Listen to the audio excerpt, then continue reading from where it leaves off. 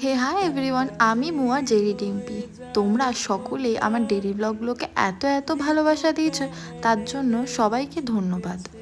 আর আমার প্রত্যেক দিনের মতন কিন্তু ঘুম থেকে উঠে বিছানা গোছাতে একদমই ভালো লাগে না।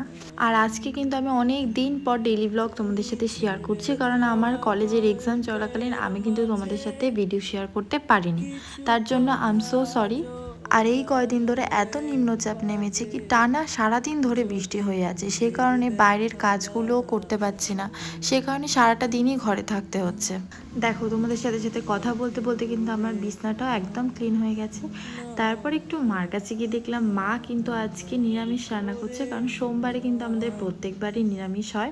মায়ের ডাল বাটা থেকে মনে পড়লো ডালের একটা খুব সুন্দর ফেস প্যাক হয়।